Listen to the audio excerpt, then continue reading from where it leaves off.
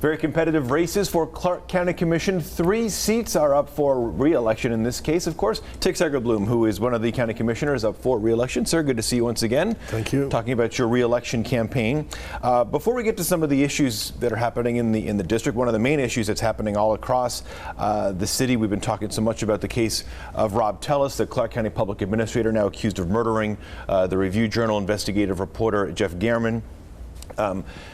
There have been a lot of stories, and the RJ did a story just recently about the county's response to the complaints by people in Mr. Tellis's office about his performance and why nothing was really done. Can you explain from your point of view as a commissioner what you saw and what was done to try and address some of the concerns?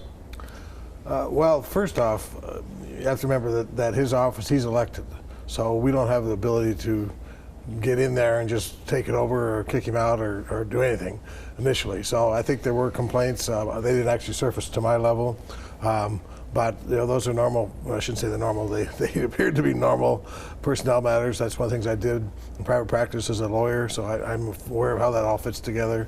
But obviously we didn't take it seriously enough. We didn't act fast enough. And then this tragedy happened, which is just unbelievable, frankly. There have been other issues that have been raised. There have been articles in the RJs. They mentioned this in the issues with former coroner John Fudenberg, constables, issues with money, issues with working on and off the clock. How can you guarantee for voters that there is enough oversight, whether these people are elected or they're appointed, enough oversight from the county commissioners and from you of people who are elected to run these important offices? Well, again, I think historically the problem was that they are elected, so we don't want to get in and micromanage something that the voters have spoken for. But obviously we need to pay more attention going forward. These were once very small offices, now they're huge offices, hundreds of employees. But the other thing is, truthfully, there's no reason to elect those positions. They in this day and age, they should be appointed by the county commission, and then you can hold us directly responsible. There's no ifs, ands, or buts. We pick the person. If there's a problem, we fix it. If we don't fix it, then come after us. But even in the case, hypothetically, of Mr. Tellis, acknowledging he's an elected official and you're an elected official as well, as a commissioner, don't you have the weight to at least do something?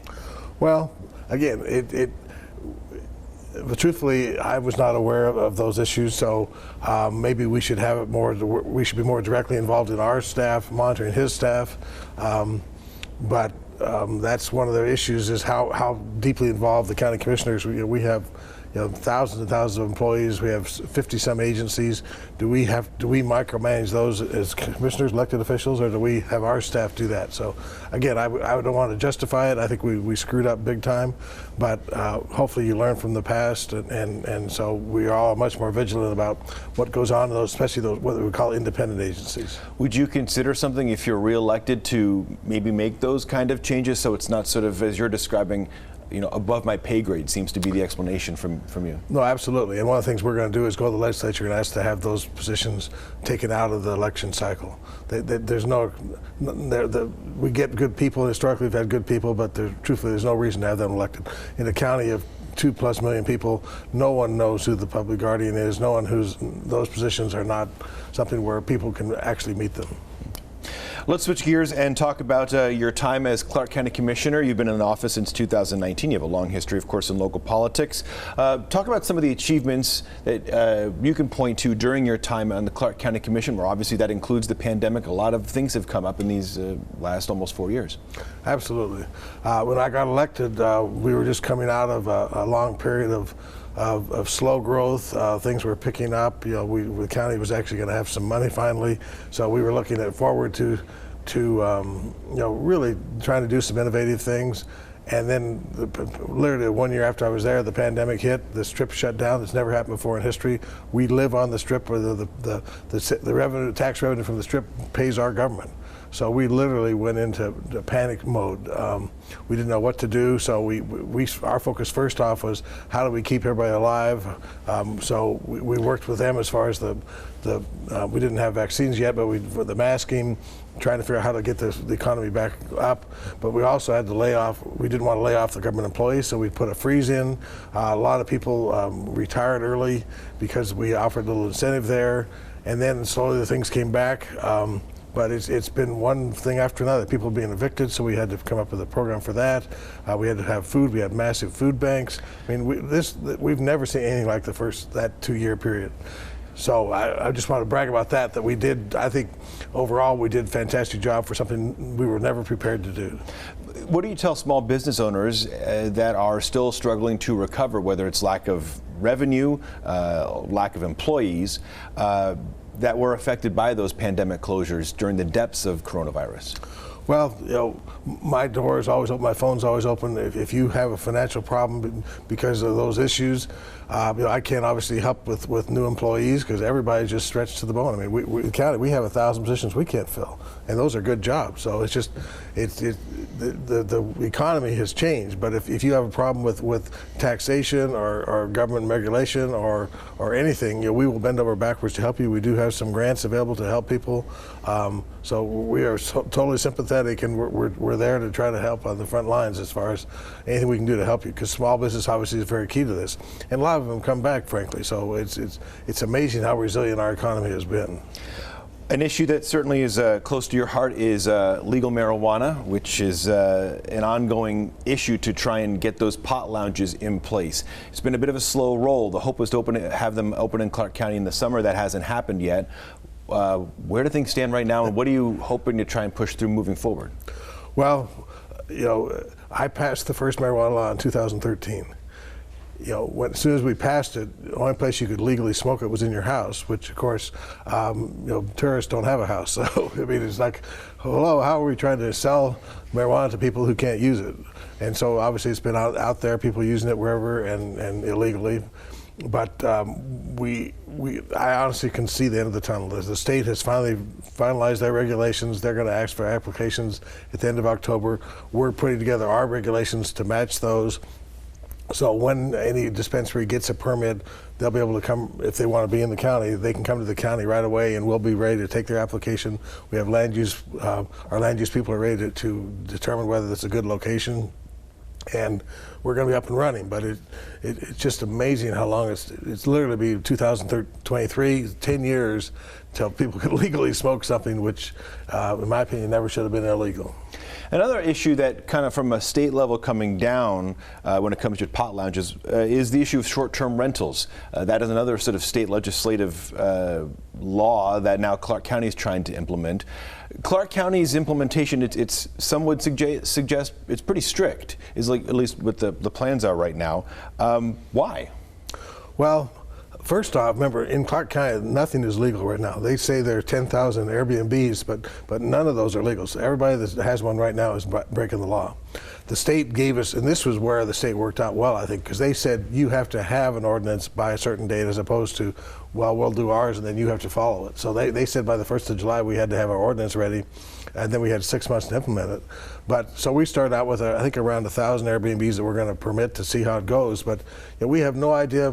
The Airbnb won't talk to us, so we don't know how their system works. I mean, they could easily hook their computer up to our computer, and we could know every Airbnb in the county. We could go out and try to violate them or bring in tax revenue. The other thing, they don't pay room tax that the hotels have to pay. So there's a lot of moving pieces to it. But again, that's one where I think we're actually going to do well. I mean, if it turns out the 1,000 is too little and the public likes it, great.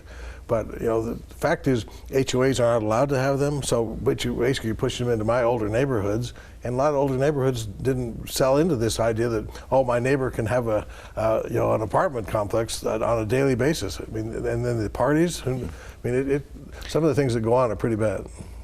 Some of your opponents in the upcoming election, it's a crowded field in fairness for your district, has talked about the neglect, in their opinion, of East County, of the east part of Las Vegas. You just recently were at an event sort of cutting the ribbon for the DI Bridge over on the East Valley. How much have you focused on trying to improve not only just transportation, but parks and other resources to the eastern part of the valley that some say has been neglected? Well, first off, it's true. I mean, I'm kind of embarrassed for our government, the fact that East Las Vegas has kind of been the stepchild. I mean, if you drive the freeway, drive 95, the Charleston exit on 95 is a disaster. There is no exit on Sahara. Why was that ever done? So, I mean, those people are very landlocked. One of the things I've done is I've actually changed the district borders for my district to include more of East Las Vegas, make it more Hispanic, is majority Hispanic. And because of that, a lot of the territories we're talking about, I didn't have control over before. But, you know, if you look at Hollywood, we redid Hollywood, we're redoing the Hollywood Recreation Center, we're making a huge sports complex out there. As I said, we did the DI Bridge, we're redoing all the parks, but there's much more that can be done, and I have to apologize for myself and for all of Clark County government over the years, that it's become this part where people work, they go to Summerlin, where it has great facilities, and then they go home. Just to drive home is a nightmare. You drive out Washington, you drive out Bonanza, you drive out Lake Mead, those streets are really slow. So there's a lot more we can do, and that's one of the things I want to do in the next 4 years is devote my attention to bringing resources to East Las Vegas like they have in Summerlin. So let's talk about moving forward. If you're elected for another 4 years, whether it's in the east part of the valley or elsewhere in your district, what do you want to try and achieve? Well, first off, I said I want to bring the infrastructure to East Las Vegas that is comparable, or start at least the process to build the interchanges, to have the freeways, to have the roads, so people can get to work. Improve the park system. I'm actually going to create a thing try to do an overlay of the schools in my district, where we can try to then devote county attention to things the schools don't do, but focus around the schools. I brought back the redevelopment agency, so over here at Maryland Parkway, between Karen and Sahara, we're going to start to redevelop that whole area, which has been very underserved. So a lot of my district is poor. A lot of it's been overlooked for lack of reason, because people want to develop out in the southwest or the northwest. But now, because of the land shortage, actually developers are starting to come back in and look at some of these small pieces. So there's lots we can do. You know, the focus is now, I think, pushing things back into the city, which is East Las Vegas and my district. So I'm very, very excited. And of course, I have part of the Strip. And the Strip, you know, we helped Resort World get open. We're working on Fountain Blue. The Sahara's back and revitalized. So the north part of the Strip, AllNet, you know, they're working there right now. So I mean, it's knock on wood, but. There's never been a time like Las Vegas right now, and I don't see, we're cyclical, so every time we think we're over it, we always have a hump. I don't think we're going to have that huge downfall. I mean, and once the convention business is back in place, which again has been my district, then I think the town will do well, and when the Strip beds are full, then East Las Vegas does well. Right. Commissioner Segerbloom, running for re-election, sir. Thank you for coming in once again. Good luck in the campaign. Appreciate it. Thank you so much.